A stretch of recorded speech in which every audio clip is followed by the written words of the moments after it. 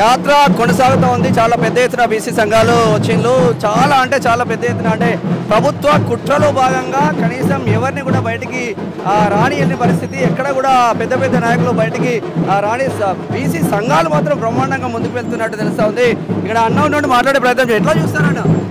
42% రిజర్వేషన్లో భాగంగా ఆవేదనకు గురి అయి చనిపోయిండు కాబట్టి వెంటనే జ్యుడిషియల్ ఎంక్వైరీ చేయాలి. ఆయన కుటుంబానికి ప్రభుత్వం ఆదుకోవాలి.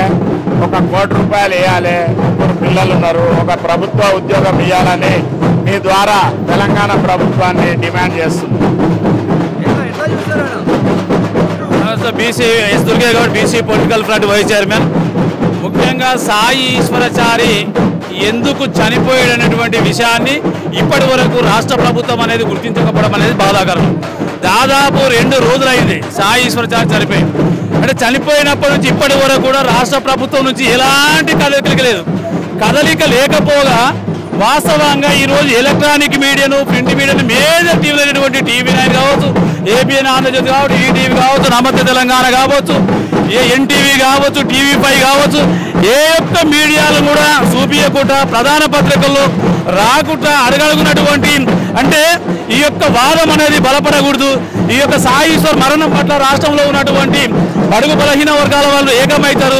సర్పంచ్ ఎన్నికల్లో మాకు అన్యాయం జరుగుతున్నటువంటి ఉద్దేశంతో కాంగ్రెస్ ప్రభుత్వం చూస్తుంది. కాకపోతే ఇది కనీసం ప్రజాస్వామ్యంగా ఈరోజు కనీసం మానవతా దృక్పథంతోనైనా కానీ కనీసం రావచ్చు.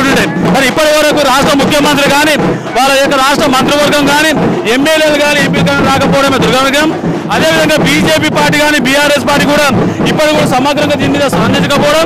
అదేవిధంగా ఇప్పటికైనా అధికార పార్టీలు ఉన్నటువంటి వాళ్ళకు మీకు కేవలం అధికారమే ముఖ్యమా, ఈ రాష్ట్రంలో ఉన్నటువంటి 2 కోట్ల మంది బీసీల యొక్క ఆత్మగౌరవం ముఖ్యమా ఒకసారి తేల్చుకోవాలనే పరిస్థితి పడింది. ఈ యొక్క సాయి చారి యొక్క ఆత్మబలిదానమే కాదు, నల్గొండ జిల్లాలో మిగతా జిల్లాలో కూడా బీసీల మీద దాడులు జరుపుతూ బీసీల మీద హింసిస్తూ ఈరోజు నామినేషన్ చేసే పరిస్థితి కూడా లేకుండా కొమ్మటిరెడ్డి వెంకరెడ్డి మననే చూసాం. యాదే అనేటువంటి బీసీ సర్పంచ్గా పోటీ చేస్తే అతను కిడ్నాప్ చేసి కూడా ఈరోజు మరి రానా హింస పెట్టేసేసి అతను నోట్లో మూత్రం పోసేసి చేస్తే కూడా మీ రాష్ట్ర మంత్రి మీద, మీ యొక్క మంత్రివర్గ సహచరుడి మీద ఇప్పటివరకు అనేది ఎలాంటి కార్యాచరణ తీసుకోకపోవడం, ఇప్పటివరకు ఆయన బాధ్యత నుంచి తప్పించకపోవడం అనేది చూస్తూ ఉంటే ఈ యొక్క కేంద్ర రాష్ట్ర ప్రభుత్వాలు కానీ కాంగ్రెస్ ప్రభుత్వానికి కూడా ఎక్కడ కూడా బీసీల మీద చిత్తశుద్ధి లేదు. ఇప్పటికైనా రాష్ట్ర ముఖ్యమంత్రి గారికి విజ్ఞప్తి చేయాలంటే మీకు ఏక విజయోత్సవాల పేరుతోటి ఈరోజు రాష్ట్రంలో ఏ కార్యక్రమం తీసుకొని పోతా ఉన్నారు. ఈ యొక్క 2.5 కోట్ల మంది విషయం మీకు కనపడతలేదా? అసలు విజయోత్సవ సభలు ఎందుకు చేస్తా ఉన్నారు? ఏం సాధించారని చెప్పి విజయోత్సవ సభలు చేస్తారు రాష్ట్ర ముఖ్యమంత్రి చెప్పాల్సిన అవసరం ఉంది. ఈ రోజు కామారెడ్డి డిక్లరేషన్ మొత్తం పొందబెట్టినందుకు విజయోత్సవ సభల, లేకపోతే బీసీలకు 42% రిజర్వేషన్ నుంచి 17% తగ్గించినందుకు విజయోత్సవ సభల, బీసీలకు ఇచ్చినందుకు ఏ హామీ నిలబెట్టినందుకు విజయోత్సవ సభల, దేని మీద విజయోత్సవ సభలు చేస్తున్నా చెప్పాల్సిన అవసరం ఉంది. ఈ రోజు ఆనాడు మలిదేశ ఉద్యమానికి కాసో శ్రీకాంచారి బలిదానం చేస్తే ఈ యొక్క 42% రిజర్వేషన్ల కోసం ఈ రోజు సాయి మరి చారి ఆత్మబలిదానం చేసుకోవడం అంటే బీసీలో త్యాగాలు మీవేమో భోగాల. ఇప్పటికీ బీసీలు ఇంకెన్ని రోజులు ఆత్మబలిదానాలు చేసుకోవాలి?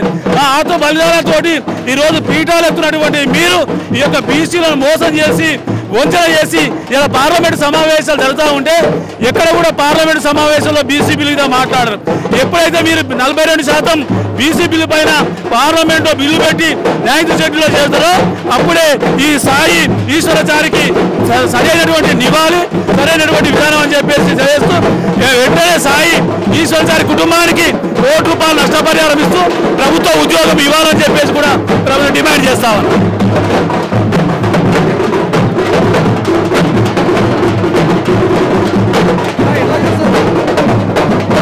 ఈరోజు తెలంగాణ రాష్ట్రంలో బీసీలు అఖ్యాయులు ఈరోజు మనం చూస్తూ ఉన్నాం. మొత్తం కూడా కాంగ్రెస్ పార్టీ, బీజేపీ పార్టీ 2 పార్టీలు కూడా ద్వంద్వ వైఖరి వ్యవహరిస్తూ ఈ రాష్ట్రంలో ఒక నిండు ప్రాణాన్ని ఒక బీసీ బిడ్డను పట్టుకున్నది. బీసీ వాదాన్ని తీసుకొచ్చినటువంటి కామారెడ్డి డిక్లరేషన్ ఏదైతే ఉందో దానికి కట్టుబడకుండా ఈరోజు కాంగ్రెస్ పార్టీ చేసినటువంటి నయ వంచనతోని మరి తను మనస్తాపానికి లోనై ఈరోజు సాయి ఈశ్వరాచారి బలిదానాన్ని మరి అర్పించింది. ఈరోజు మనం చూస్తా ఉన్నాం.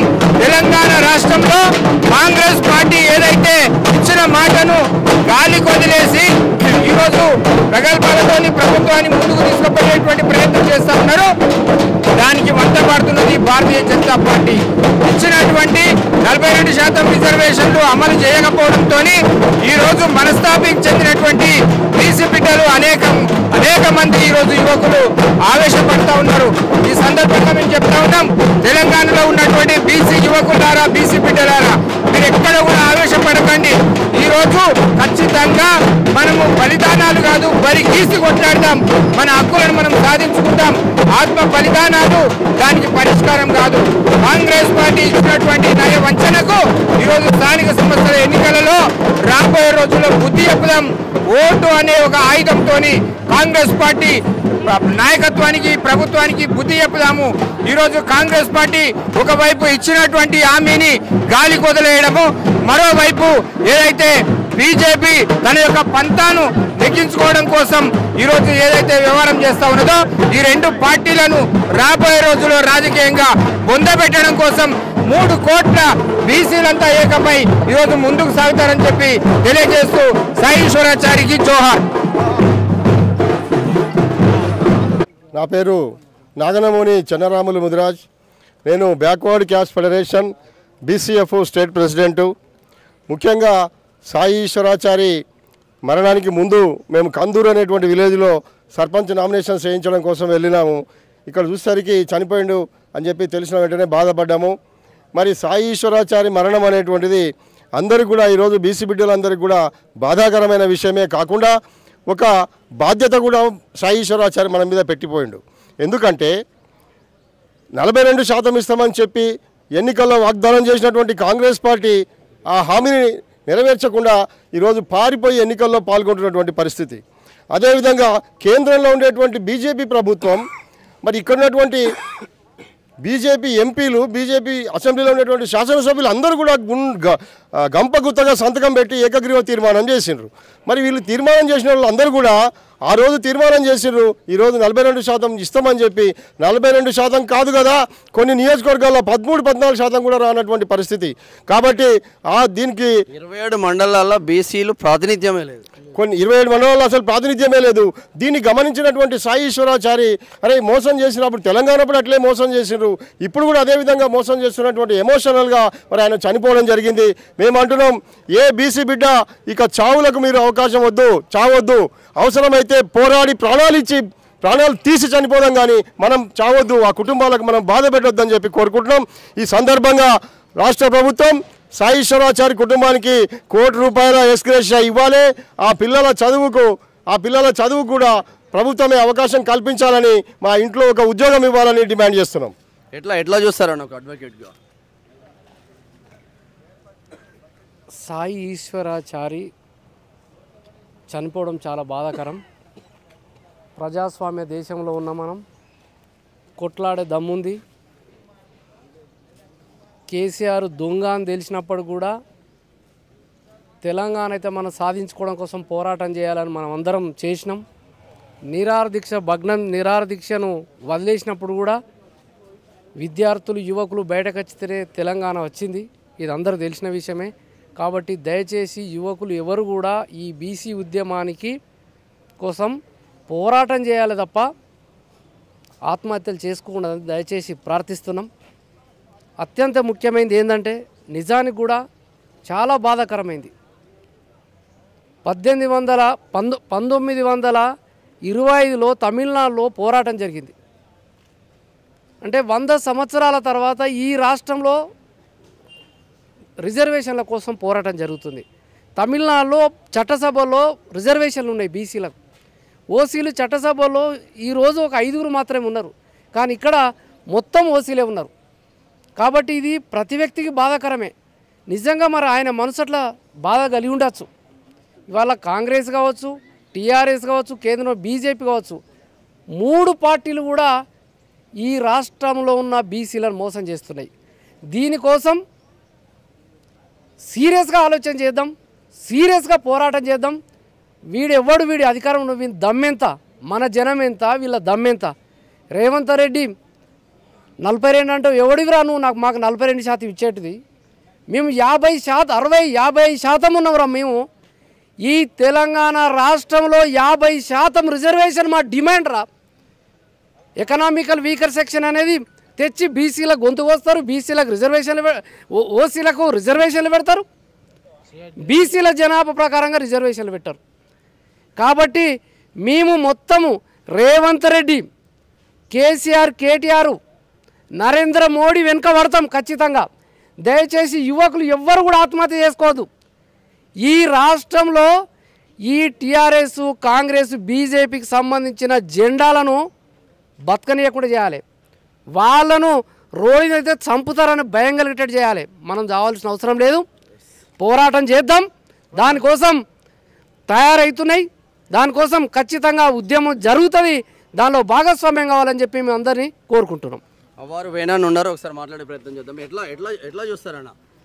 ఈరోజు సాయి ఈశ్వరాచారి బీసీ సమాజాన్ని మొత్తం అత్యంత బాధాలోకంలోకి నెట్టేశాడు. రాష్ట్రంలో ఉన్నటువంటి యువతరానికి, విద్యార్థి నాయకులకు, ప్రజా సంఘాలుగా అందరిగా చెప్తున్నాం. ఏం చెప్తున్నామంటే ఈ బలిదానాలు వద్దు. 78 సంవత్సరాలుగా మనమే బలిదానాలు చేస్తున్నాం.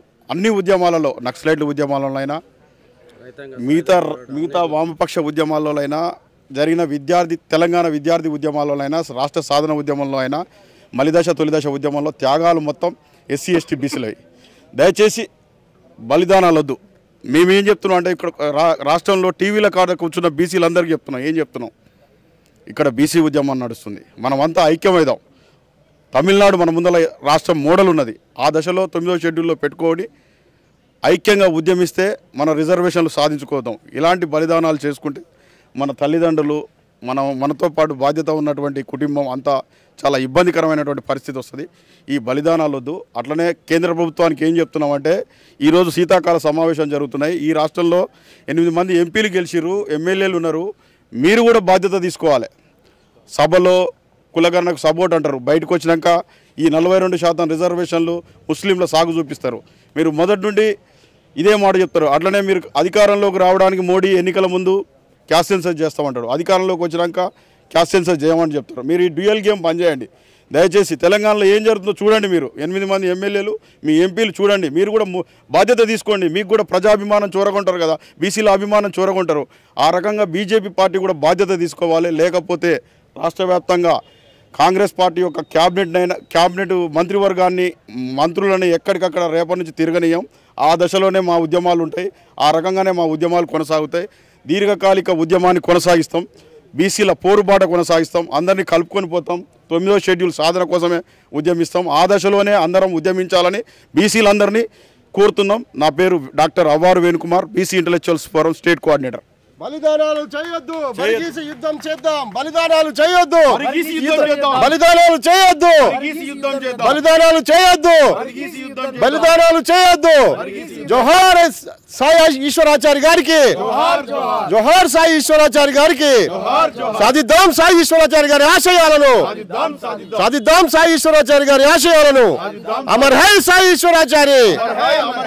ఖబర్దార్ బీసీ ద్రోహులారా, ఖబర్దార్, ఖబర్దార్ బీసీ ద్రోహులారా, ఖబర్దార్, ఖబర్దార్ బీసీ ద్రోహులారా, ఖబర్దార్, ఖబర్దార్, ఖబర్దార్, ఖబర్దార్ బీసీ ద్రోహ రాజకీయ పార్టీలారా, ఖబర్దార్.